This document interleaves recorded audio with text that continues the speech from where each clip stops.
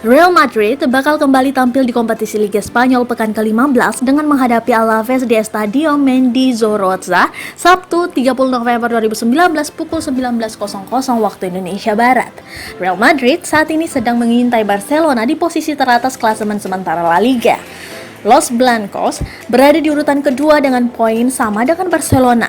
Mereka hanya kalah selisih gol. Pasukan Zinedine Zidane sangat percaya diri bisa mengambil poin penuh dari tuan rumah Alaves. Apalagi head to head Alaves versus Real Madrid pada pertemuan terakhir Los Blancos menang dengan skor 3-0.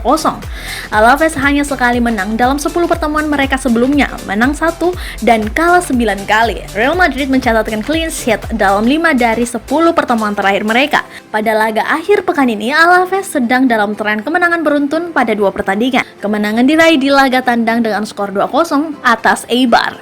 Lalu mereka menang 3-0 atas Valladolid di kandang. Tuan rumah saat ini tidak terkalahkan dalam 4 pertandingan terakhir mereka di kandang dan telah mengumpulkan 10 poin dari kemungkinan 12 poin. Di sisi lain, Real Madrid akan melakukan perjalanan ke Estadio Mendizorroza dengan hasil imbang 2-2 melawan PSG di kandang. Meskipun memimpin terlebih dahulu, mereka harus rela kebobolan 2 gol cepat dalam waktu 3 menit dan dipaksa puas dengan hasil imbang.